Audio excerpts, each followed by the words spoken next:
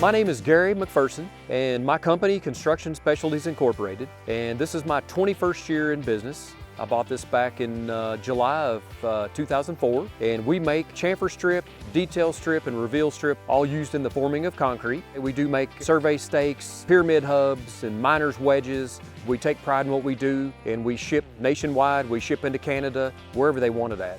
I saw a picture of the wheels. I think I saw it advertised possibly in like a trade magazine. I immediately liked it. Tires and wheels perform exceptional. Snow, ice, mud, it doesn't matter. I leave my machine in four-wheel drive all the time. We go anywhere. What I'm using right now, it's got to be something that's going to hold up. It can't fail. I've got people's lives in my hands when I'm running my machine, so I'm definitely going to buy something that's a good quality product, super durable. It's got longevity.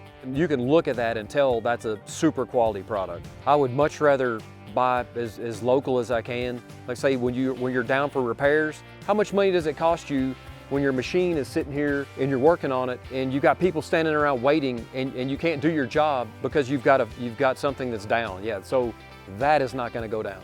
So the ride quality for sure is way safer, especially when I go to pick up a heavy unit of material and you've got all that weight on. With the pneumatic tire, one side would lean more than the other even though you had the same pressure. These are super level, they don't move. I'm not getting that body roll like I got out of the other ones. When you've got your bunk of lumber up in the air and you've got all that weight over the front, you just don't get that body roll. And so, like I said, it's way more safe to have something like your product in place versus a pneumatic tire. They've probably only been on 6 to 8 months. Yeah, they look like the day I put them on. People come in, I'm an advocate for sure. They come in and see that and they go, wow, this is really cool. I tell them, Evolution wheel, I said, it's a great product.